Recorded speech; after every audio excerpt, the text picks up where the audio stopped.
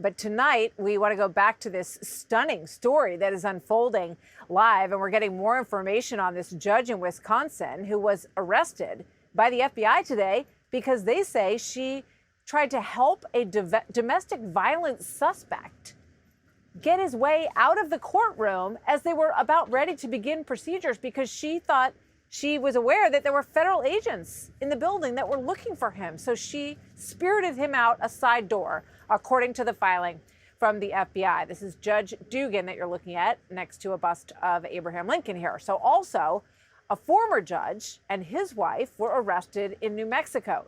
They were accused of letting a suspected Tren de Aragua member live in their guest house after he did some work on their home. So with that, we bring in another sort of perspective on this story. We've talked the legal side of it, some of the political side, but let's bring in Ron Vitiello, senior advisor to the Commissioner of U.S. Customs and Border Protection and former acting ICE director. So, Ron, you have a background as an agent for ICE. If you went into this courtroom because you understood that this person was going to be in the building and this is someone that you're looking for, how would all of this have played out in your mind? And how shocked would you be if the judge let this person out the side door?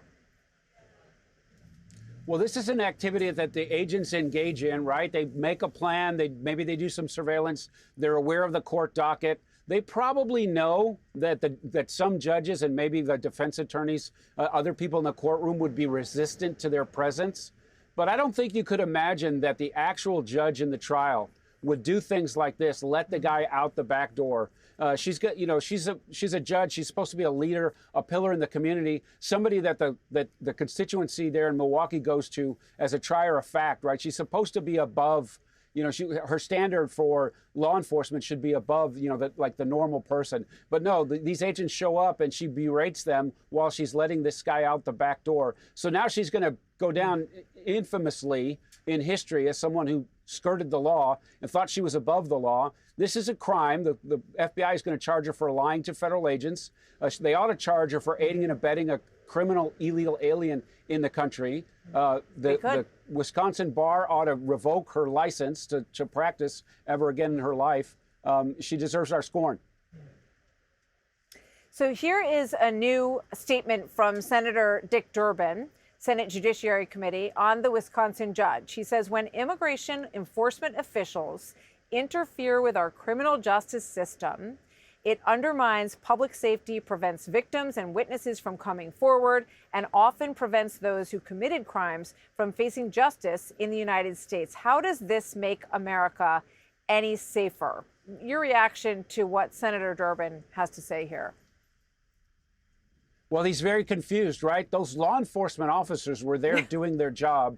They're going to that courthouse most likely because Milwaukee won't let him in the jail when the guy was arrested the first time for the battery that he committed. They could have arrested him in the jail after he got arrested the first time, or when he made bail, he would have been turned over to ICE. But Dick Durbin, he wants to have it both ways. He says he's for law and order. He says he's for the people, but he's not for the victims of illegal aliens who also commit crimes in the United States.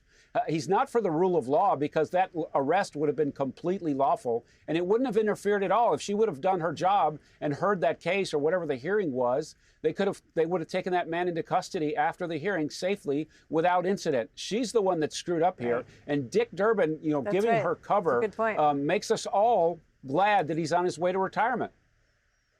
Yeah, she prevented justice from moving forward for him. If he was innocent, he was being given that opportunity to prove himself so. And the ICE activity could have waited until after that process. Ron Vitiello, thank you very much. Great to have you with us as always. Hey, it's Will Kane. Click here to subscribe to the Fox News channel on YouTube. It's the best way to get our latest interviews and highlights. And click to subscribe to the Will Kane podcast for full episodes right now.